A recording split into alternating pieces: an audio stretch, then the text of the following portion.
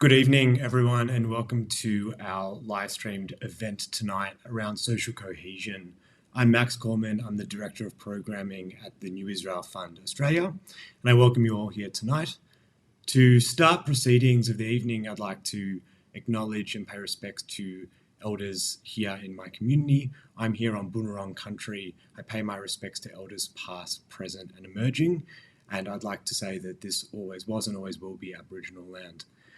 Tonight, we are very privileged to be joined by Allegra Spender and Josh Burns, members of Parliament, who have kindly dedicated their time in a very busy time of year in December, but also a very busy period for us here in Australia and around the world in the ongoing conflict in Israel and Gaza.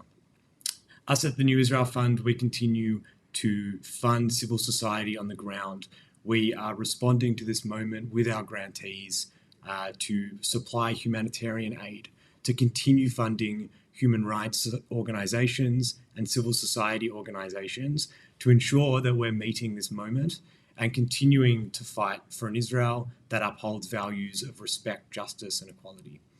This evening, we're going to shift our focus away from on the ground in Israel and shift our focus more to our community here in Australia to talk around social harmony, social cohesion, respect, and the kind of community that we want to see here in our local backyard. I'm going to hand over to Geraldine Doogue, who will be our host for this evening, and I thank you all for joining. Thank you, Max. Lovely to be here, I must say. When I accepted the invitation to moderate tonight, things seemed considerably quieter, and they're now quite a lot more demanding, 3 weeks on or something. So it's even more timely, I think, tonight's event. And I do think of it, I was thinking, look, this could go in any number of ways. There's so many different angles you could take this in, but I think it's probably most useful if we take it as a chance to wrestle with dilemmas facing the Australian community. I think that'll be most constructive. Although Josh has just returned from Israel, so we might branch out a bit. But this question of how we live together well in this multicultural community of which we've been so proud, and I know myself from my reporting on Compass and on matters religious just how much the people of Jewish heritage have contributed to that healthy, competent multicultural community. And to see the pain and the shock and the confusion of the last few weeks has been exceptionally demanding, I think. Look, there was a terrific editorial by Plus 61J recently, which I thought put it beautifully, and it has guided me, and I'm just going to do a couple of parts from it. This tidal wave of simplified advocacy that we've seen masks the fact that many people are wrestling with ambivalent feelings about both sides of the conflict.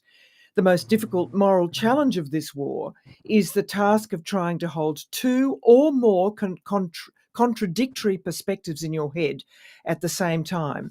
It's an essential test of humanity, which I think is dead right. And I do think those words wrestling with matters hugely. I must say, when I see people who are absolutely sure of where they are, I think, right, well, I'm not sure that I've got much to discuss with you, but let's sally forth. And you've sent through some fantastic questions, so I intend to chat to our two panellists first and then make time for those questions. So let me welcome Allegra Spender, the member for Wentworth, and Josh Burns, who represents the seat of McNamara in Melbourne. Look, dare I ask you two for a sort of SWOT analysis, strengths, weaknesses, opportunities, threats, of the Australian community attitudes in the wake of what's happened. Now, you can take it wherever you like. I'll follow you. First to you, Allegra. Well, thank you, firstly, for having me as well today. What is the strength of the Australian, community? You really emphasise it at the start. I think Australia has the most successful multicultural community in the world, and it is something that I know so many of us hold extremely dear and are willing very much to fight for and stand for. So I think we have that inherent strength, but where we are now, I think, when I really move to the threats, and also the weaknesses, because I represent Wentworth. We have the biggest Jewish community in the country, And I'm very aware that my community is scared and very intimidated right now. I hear that constantly from my community about, and I think there are sort of two different types of things they're afraid of. I think there's a one side which is just feeling bullied and unwelcome in spaces that they were previously very welcome, and feeling, particularly in certain circumstances, say the arts, the environmental movement, those areas, but actually in all sorts of places, in workplaces, pieces, feeling unwelcome, feeling that their views are not welcome.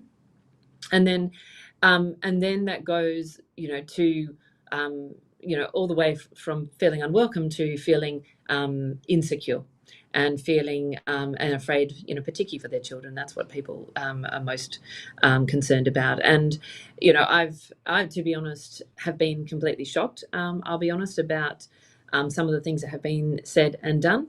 When I think of those pieces, however, I do come back to the strengths of the multicultural society, and also actually the strengths of our institutions. Like Australia has strong institutions that I think can stand up against anti-Semitism, and I think some of the institutions we're talking about are things like the police, who I know have who, particularly in this local area, take this incredibly seriously and are working very closely, with myself and with others across the community.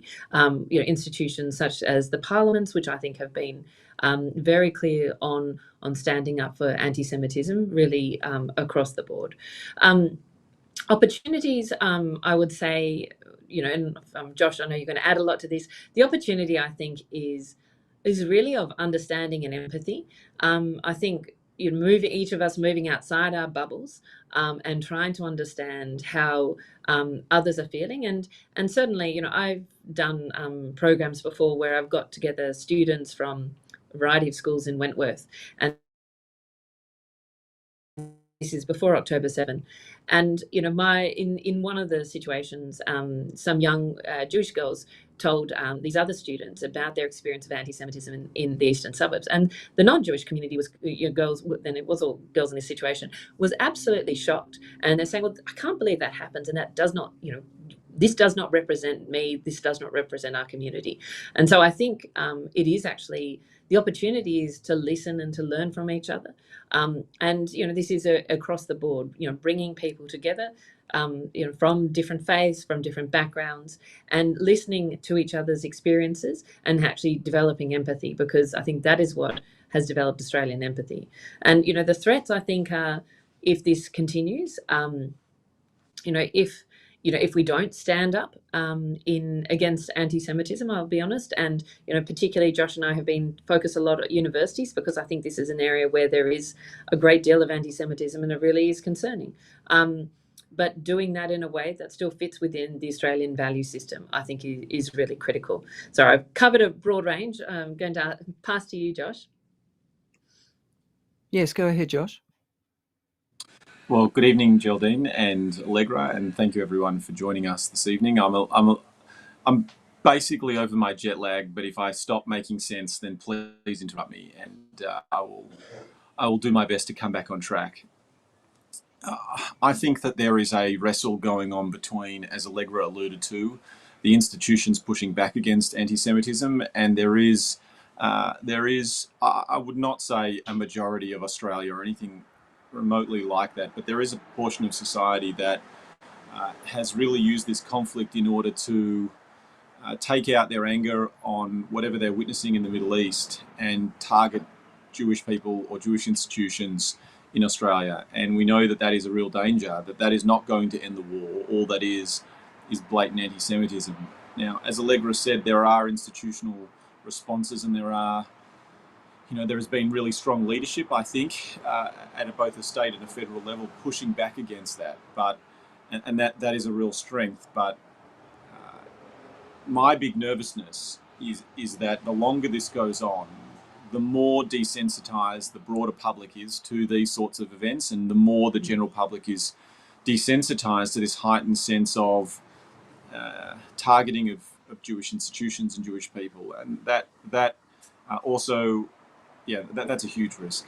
And it is true to say that there is an increase in resentment towards other communities, especially the Islamic community. But unfortunately, as we've been briefed by our security agencies, there is the most amount of targeting happening towards the Jewish community at the moment.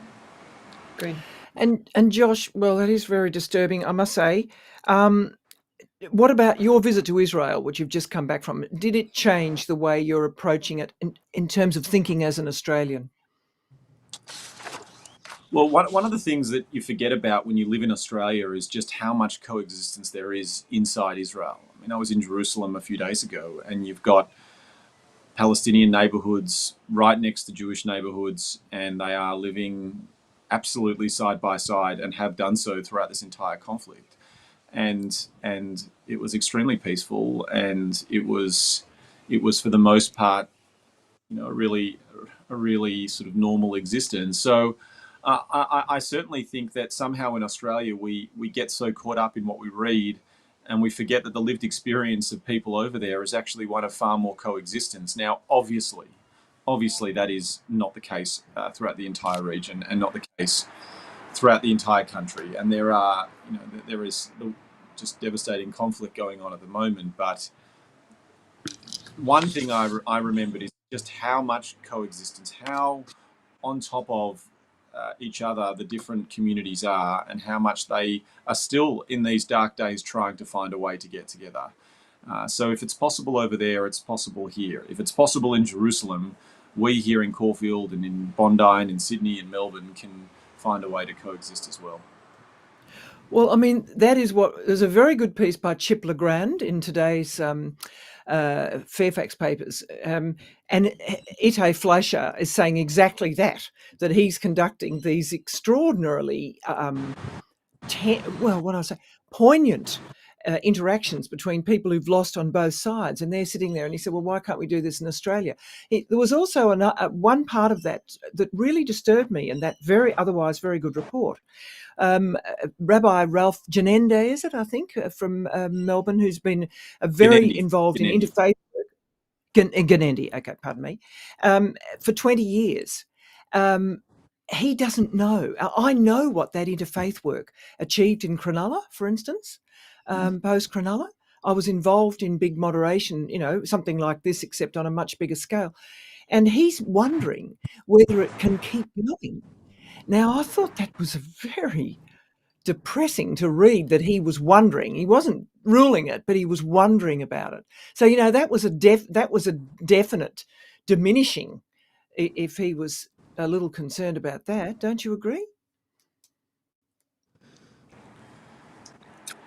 I agree that I'll start and say obviously that is very concerning. But I've spoken actually to a number of members of the Jewish community who have the same, I think, instinct as was in that article, talking about bringing people together and, moving and bringing different faiths together and talking about what is going on. And I think that is of real value.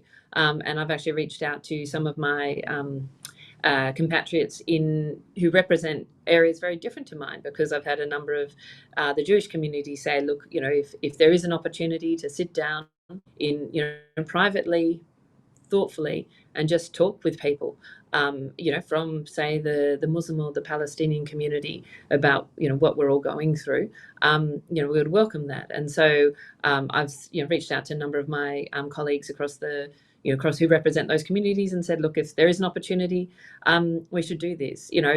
That said, I know that the tensions and feelings are running really high.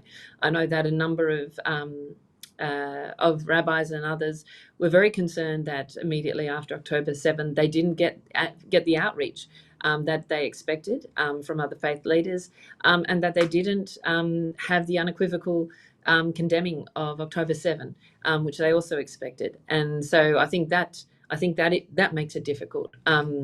And so I think that is going to be a real challenge. But I think also at that personal level, the country has always done this well, bringing and working with across, building relationships with people from different backgrounds, and we need to do this more now than ever.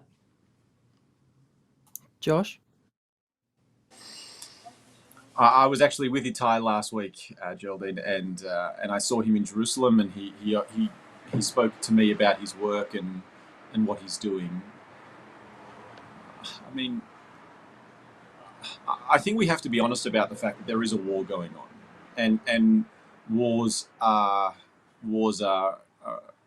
devastating, and they heighten emotions, and they, in this instance, have also meant that people have taken a side. It's a really polarizing conflict where people are identifying with one side or another, and I would put myself in broadly in that category. But there is an inability, not just by the people who are in the war, who are living this day to day, but across the other side of the world, people who identify on either part of this conflict, to be able to talk to one another. There is so much screaming going on, and so much demanding, and the language that people are using, it's I demand this, make sure you demand that. There's no asking questions, there's no dialogue, there's no understanding of why are you taking this position, what's your point of view, and what do you want to see, and understanding that actually there is humanity in all different directions, and that there are people who are nervous about the consequences of war in Gaza on the civilians of Gaza, and that's completely reasonable to feel that. And at the same time, it's also completely reasonable to want to have sympathy towards innocent Israelis who want to just live their lives without the threat of terror attacks. I mean, you can hold both views simultaneously. So I think that unfortunately we are becoming more polarized. People aren't listening to each other. They're not having conversations. They're demanding of each other. They're trying to prove points against each other. They're trying to scream at each other, and it's just a reflection of the really polarizing nature of this conflict. Look, can I just suggest that it's also there's a great yearning for solutions, so that we're not mired in this apparently, interminable set of problems. I mean, I see this. I came to this view a little while ago in journalism, not just about things like Gaza and West Bank, but a lot of things. There's a sort of a sense of, oh look, can you get on and solve it, and let me get back to what like thinking about climate change, or the number of emails I get, or what, you know what I mean? And I actually think there's incredible frustration that intelligent people can't solve it. And then when they can't, quotes, then it turns nasty. Well, it gets to that sort of screaming that somebody said to me on my radio program yesterday, everybody pounces on each other. And actually the pouncing is because there aren't solutions. It's someone saying, look, we have to live in the shade of grey here and work towards a solution. I mean, does that ring true? Yeah, I might be wrong, but that's what I sense is actually. So I don't know whether it's polarisation, is what I'm trying to say. I actually think it's frustration more. Please, somebody get on and make this work. It was a very Australian attitude, Josh, you first. Well, I mean, it is difficult for us in Australia to conceptualise all of the different aspects of this conflict, and unfortunately, people are lumping in the broader Israeli-Palestinian conflict, which is far more complicated than just October 7 onwards. There are so many different aspects to it, and it is in many ways intractable, and I've studied it my entire life and still don't have all the solutions. So I'm not sure it's as simple as smart people haven't thought about the answers. The difficulty is that there are bad faith players who are disrupting that, and how do you so given that, it's important not to lump the Palestinian people with Hamas. They need to be seen in two different entities, and many people would argue that you can't, because there has been and there is a lot of support, even in my conversations with the Palestinian Authority over there last week, that they still believe Hamas needs to play a role in Palestinian politics. which is a difficult thing for us to swallow. But putting that aside, on one hand, I absolutely understand that there needs to be a redoubling of efforts towards a sustainable two-state solution as a result of this conflict. And that's got to be the way forward. I also understand, and I think it's a reasonable position, that if I were an Israeli right now, and there was this demand by the international community to say, well, now you need to put all of these things back on the table, most of which people in this conversation will think are entirely reasonable. But the catalyst of that conversation was a terrorist attack on October 7.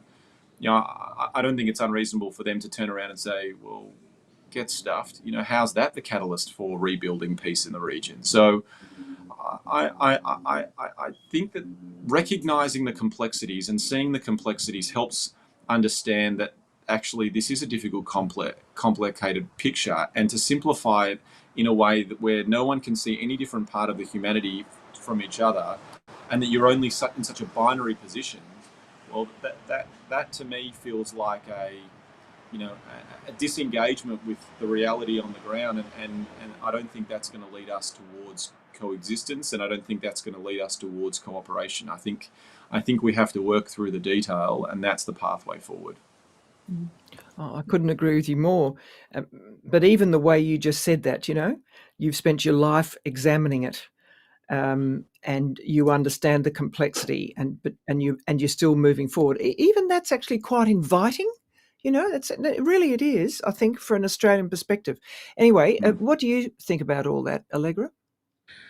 Look, I think it's actually both polarization and frustration. I think on the polarization part, there has been over a period of time a sort of certainly an increased anti-Israel community, particularly on the far left, as well as historically always on the far right. But I think the far left has increased over time, and and I think that what has happened through this conflict is that has sort of been galvanized through this conflict, or has grown. So I think part of it is a polarization that has been happening over time, but I think has been really exacerbated by this conflict. And then I think part of it is absolutely right for those people who haven't historically had a very strong view on the conflict, on history, is just, there's a lot of, I think, real concern from a human point of view of just seeing the images of October 7 and seeing the images of Gaza and just saying, this is awful, can't this stop? And I think that is also what a lot of the Australian community feels, is they just see it as awful, and also but don't really know what to think, because as Josh said, you can spend your life thinking about this and working on this and studying it and still not have easy answers. So I think those are the tensions that are happening. But when you talk about, this discussion's particularly about social cohesion and anti-Semitism in this country, and I would say that particularly the sort of polarization, I think, is those sort of polars groups that have been, I think, galvanized by this situation, I think, are the source of a lot of that anti-Semitism, but it's just come much more to the surface than it has historically. So I think those people were there, and then I think you've got a broader group of people who have broader concerns, but I would never sort of say that they're sort of anti-Semitic or not standing for Australian social cohesion. They're just concerned about what's going on overseas and saying, well, what are the different answers to actually get through this? And do you think that those people think for any moment that it might threaten Australian social cohesion? Because, I mean, this is the crucial question, isn't it, for us? Look, I think a lot of Australians underestimate the level of vitriol that is directed to the Jewish community right now.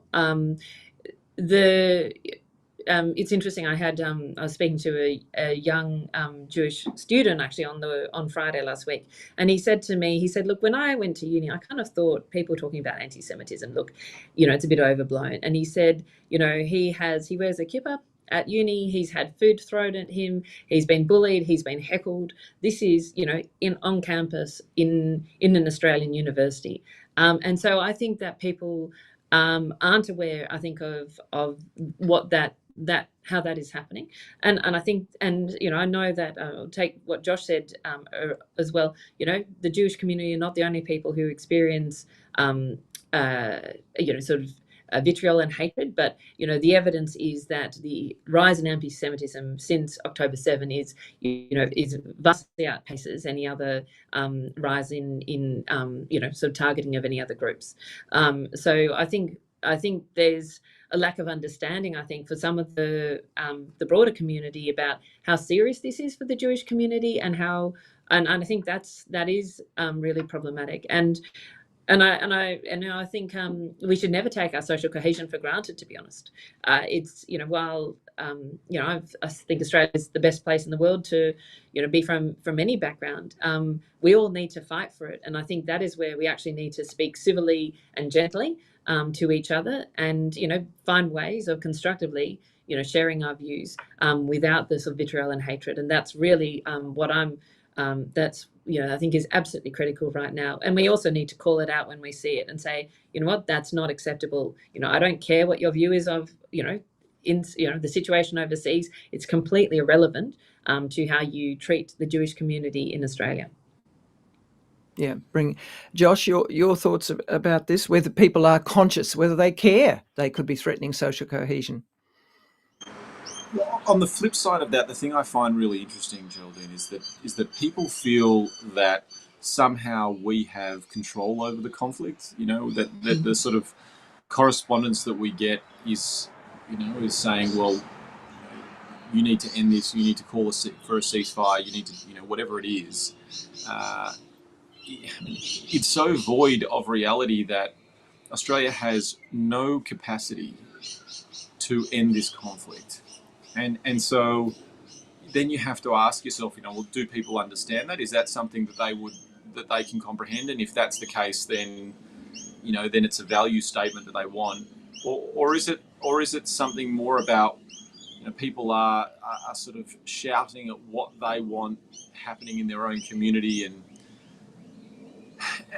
in which case it does tear apart and really stretch the social fabric of our society, in that people are shouting at each other, demanding that we hold these positions or not hold positions in a way that really has nothing to do with the conflict. I mean, it's we all want this conflict to end. Every single person. I mean, no one wants to see this conflict. No one wants to see this war between Hamas and Israel. It's the consequences of it on both sides are just devastating. So.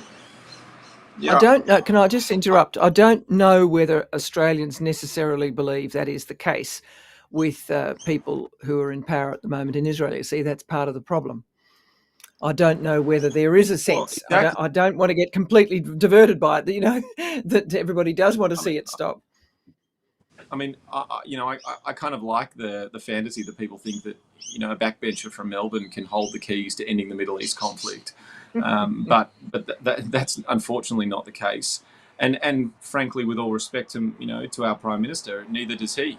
He doesn't have the ability to end this. The only two groups that have the ability to end this conflict is Hamas and Israel. But he did make that decision to vote in the UN, and I know that listeners will be saying, well, he did have a big decision there, and he and Penny Wong voted that way. Now that was a very definite intervention that I wasn't quite expecting, actually.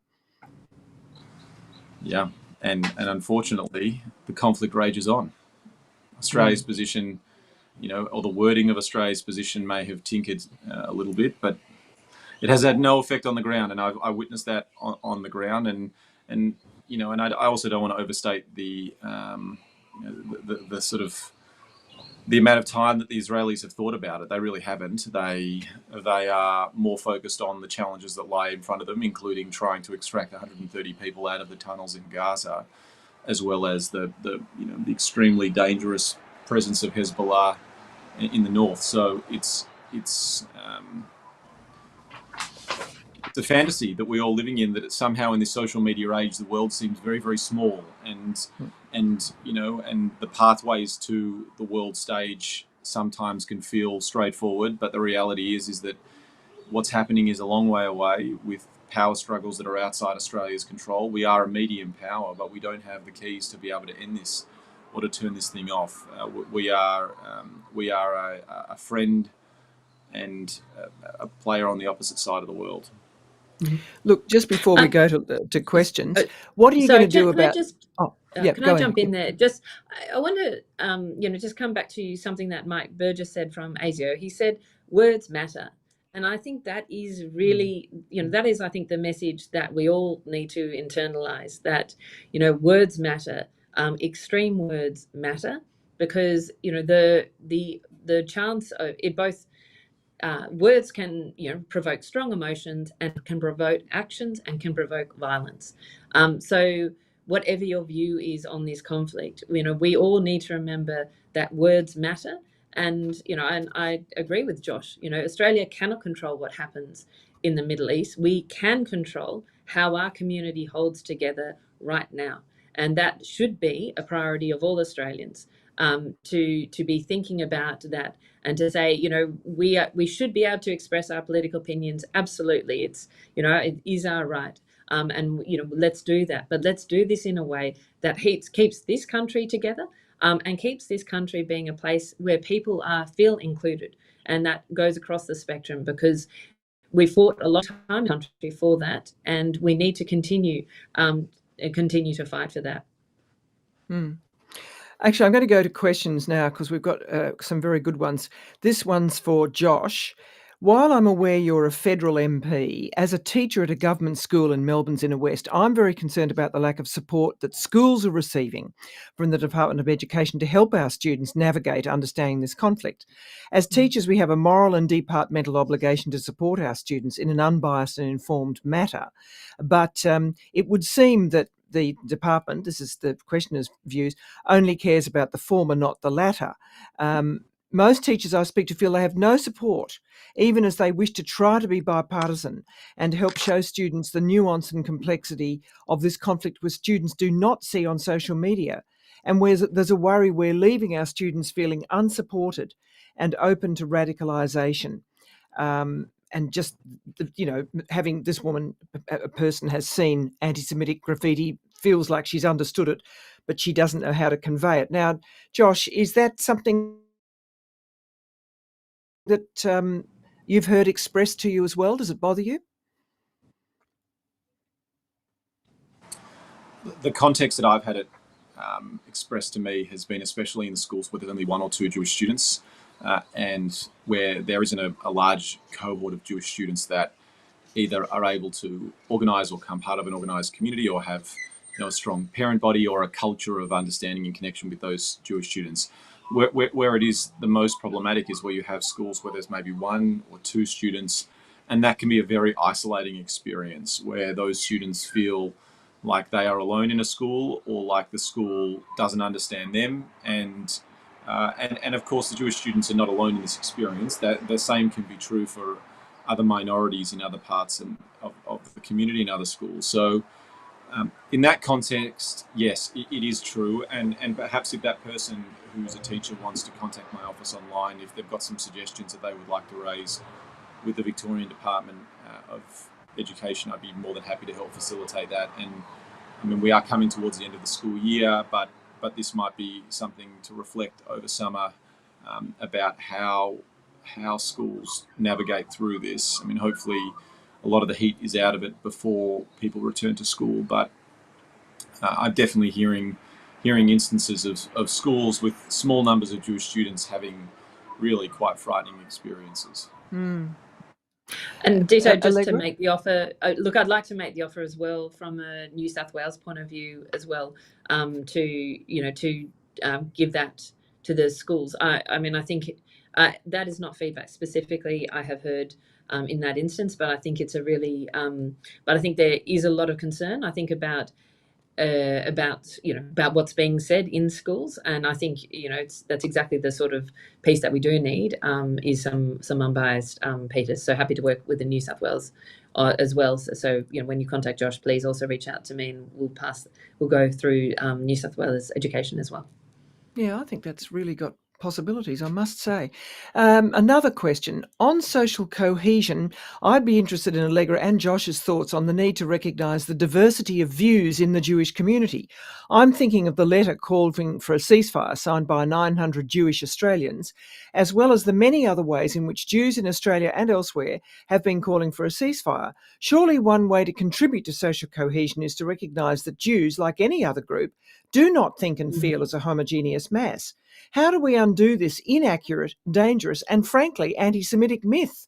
Many journalists, politicians, Jewish communal leaders continue to perpetuate it, consciously or unconsciously.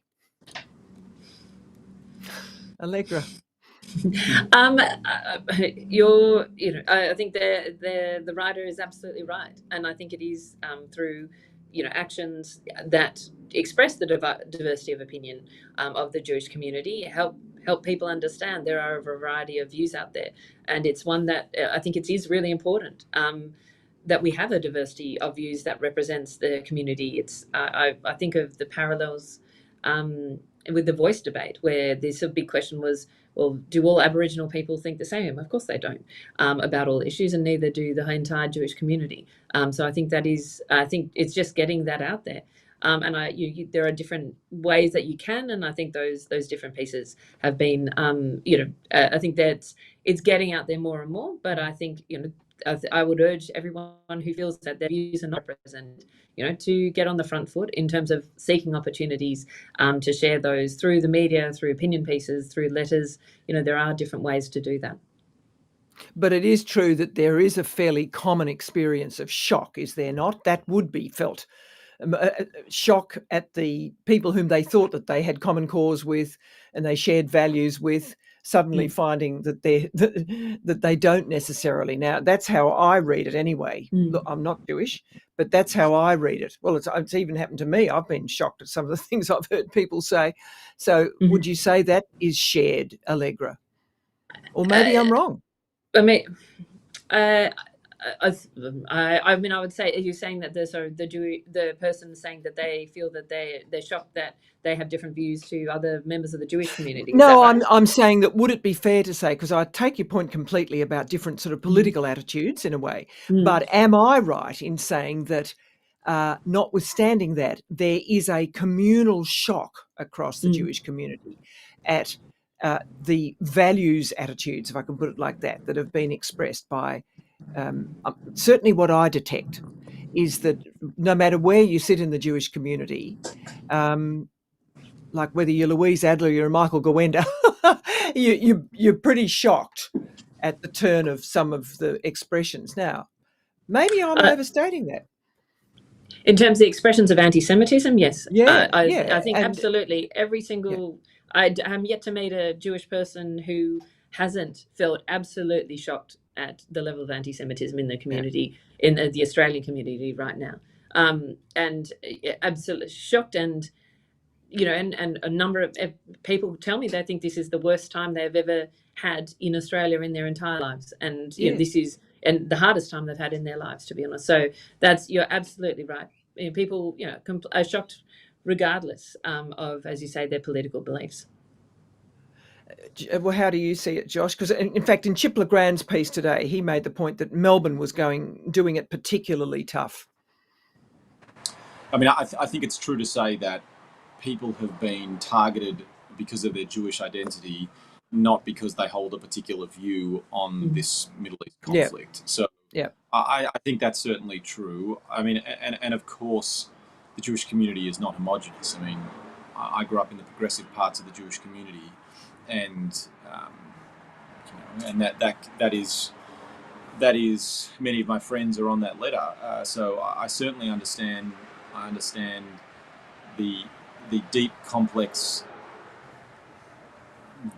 spectrum of views that are happening inside the Jewish community, but that doesn't excuse the level of anti-Semitism that we're seeing at the moment. It doesn't excuse the targeting of Jewish students. It doesn't excuse the targeting of Jewish institutions. It doesn't excuse the targeting of Jewish creative people. I mean, people are being targeted before they've opened their mouth in many instances. So, it's difficult to say that, in the reporting. Therefore, if we said that there were two different views held by the Jewish community, that there wouldn't be this backlash against other parts of the Jewish community. I don't think that's true. I think that the nature of this aggression towards local Jewish institutions is unfortunately irrespective of the fact that the Jewish community is not homogenous.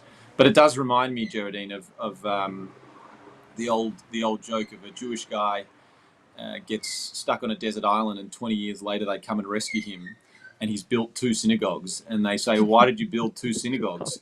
And he said, "Well, that's the one I go to, and that's the one I'll never step foot in." So I've heard this joke. It's not bad. I'm glad a bit of humour's come.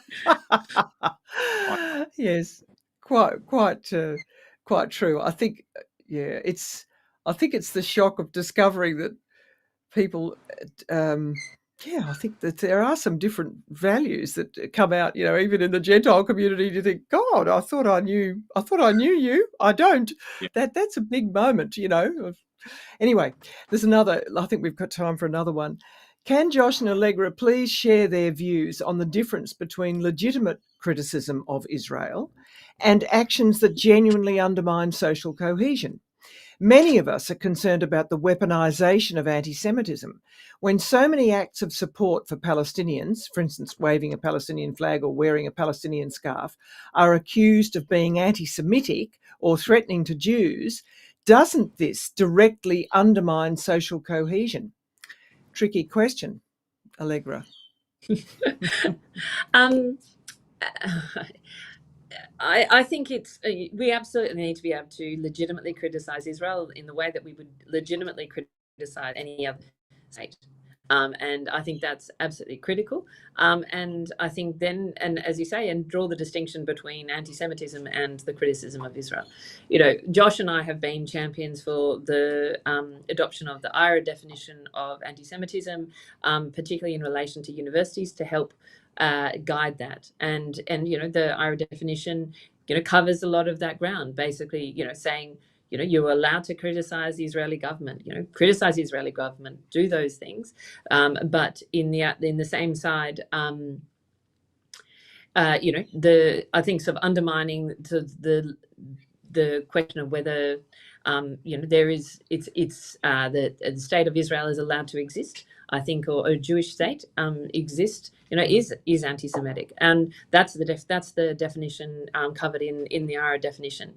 For me, I think there's a question of what is anti-Semitism and what is social cohesion, and some things I would argue are not anti-Semitic, but they do undermine social cohesion, and I think we all need to be very thoughtful and cautious about that. And I would, for example, use we had a protest that came into Coogee, which is very near where the sort of edge of my electorate, which is, as I said, the most it is the most biggest Jewish community in the country. Now, it was a pro-Palestinian protest that started in I think it was Lidcombe, and came to Coogee. Now, it was not sort of on motorcycles and cars. I wouldn't say that is an anti-Semitic protest, but what I would say, it was a protest that undermined social cohesion and was intimidating. And so I think I wouldn't. So, and because it was, and there were people with certain flags, possibly they were anti-Semitic, but there were a whole bunch of people otherwise, supporting, the support of Palestinian people is not anti-Semitic. But, there are definite ways of doing this that I think really undermine social cohesion and make the Jewish community feel very excluded. And I think that's where we need to be thoughtful about this. And this is, again, I urge everyone in this country, whatever your view is be thoughtful about how you express that right now, because it does undermine social cohesion. If we as a country can't have thoughtful, civilized conversations and are respectful from each other, that is undermining of social cohesion. And so, I think there's a lot of what happens on social media, which is extremely, it's not anti-Semitic, but it is potentially, I think, really driving against social cohesion. And as I said, and I would also say, to Josh's point at the start, there are other sorts of racism out there. There is lots of other sorts of bigotry out there. But this time has really, I think, put a strong light on the anti-Semitism. But there's, I acknowledge that, there are people who have other experiences of it as well, other sorts of bigotry. No, that's a very interesting distinction. Josh? I think that was a really good answer by Allegra.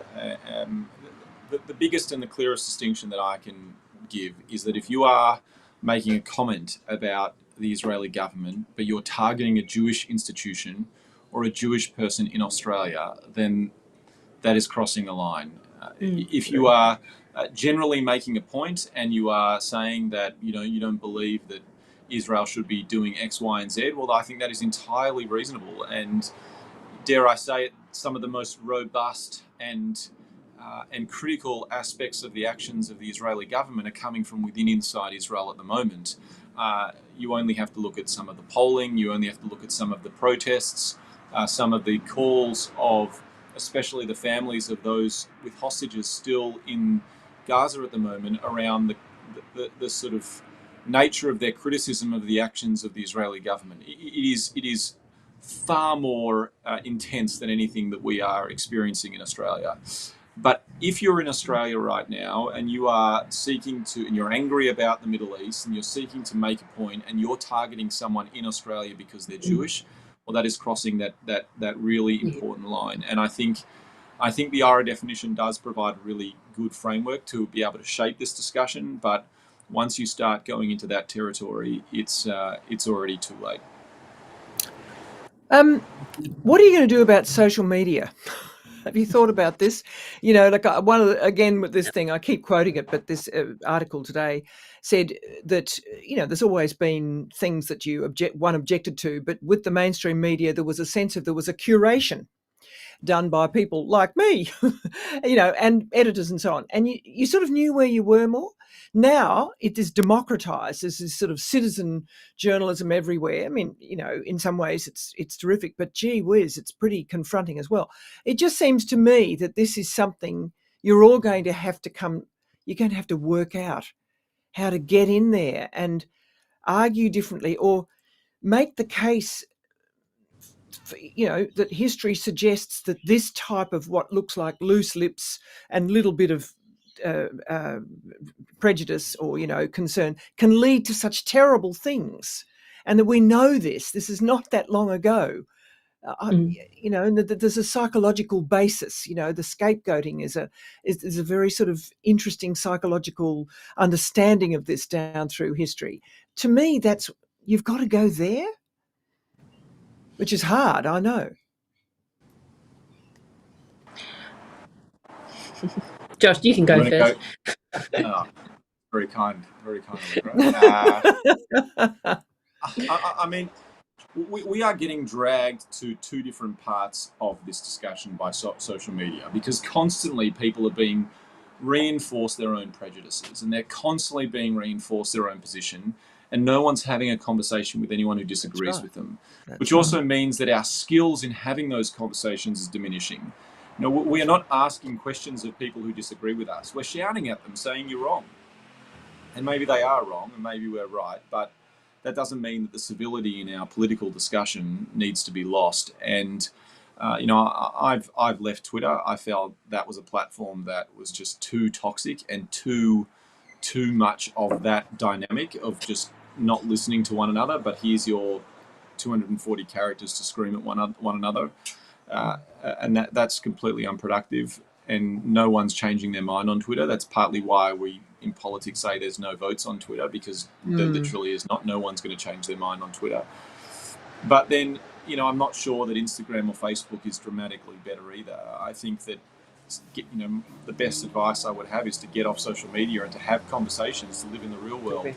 And it's going to be, to be frank, I think that the trend towards society is going to be even worse as the introduction of artificial intelligence comes in, and the sort of conversations that we're having and the day-to-day interactions are going to become fewer and far between. We're just going to have content that's so sort of nuanced for your own point of view being fed towards you. It's just going to be reinforcing your own views. So it's our own responsibility to extract ourselves out of that dynamic and to try and have a conversation and ask questions of people who don't agree with us, because that's the only way that there's, the war might end with more force, but the only way that there is a shared future between the Israelis and the Palestinians is through a bit of understanding and a bit of coexistence. And that's not going to happen by shouting at each other. That's going to happen by asking questions and having a sense of understanding of both parties as well.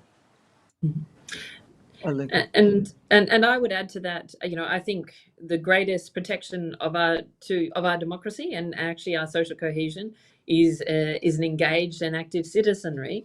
It's not on social media. It's actually out there in communities. I'm a community independent. How the community independent started was through a whole bunch of kitchen table conversations, which was sort of started through Cathy McGowan. When I was elected, I spent a lot of my time just in people's living rooms, with 20, 30 people, talking and listening. And I think that, while these are very different times and questions, we will just have to do more of that, because I think you're right that social media is an echo chamber. It pushes us, down a particular direction, and I don't believe anything I've said on this conflict or has changed anybody's mind on social media. I think that the only and I think the only way that we really do reflect is through more personal connections. And to be honest, how we if we're talking about social cohesion, it is about that personal connection that helps us stay together as a country. So I think we need to turn off our phones and get out there. And that's certainly, what I'm trying to do, we'll continue trying to do with this community and my community, because I think that is, the most important way on this issue, but actually on so many others as well. There's quite a lot of work involved in that, isn't there? Like real commitment. Yes. That's what I'm taking out of this moment. You think, oh gosh, we're really going to have to talk to each other again, which means that, I'll have those long email things that I haven't answered, all these sort of basic questions and terribly tedious stuff. Alan Kohler says, go on. Well, look, I've read this. There's this great book called "How Do You Make the Great Experiment? How Do You Make Diverse Democracies Work?"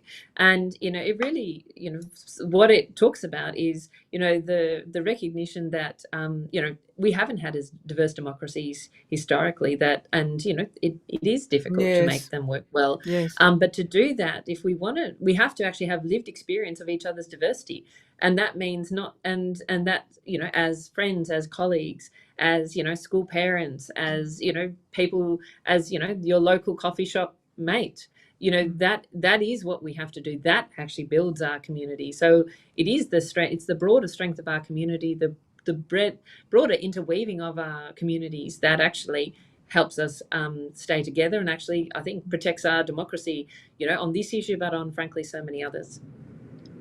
Look, I think I'm going to be told to wind up, but I just want to end with the latter part of this Plus 61J media editorial, which I thought was just absolutely fantastic. We're talking about, we Jews, it says, have to eschew the black and white. We have to live in shades of grey and persuade others that those shades of grey are really worthwhile living in. But there's a marvellous advancing conflicting perspectives. The great American poet Walt Whitman wrote, "Do I contradict myself? Very well then. I contradict myself. I am large. I contain multitudes." The challenges of the Israel-Palestine conflict are huge. We need to become larger in order to contain the multiple truths and create more honest and civilised public debate. Look, I hope we've contributed in our own little way tonight.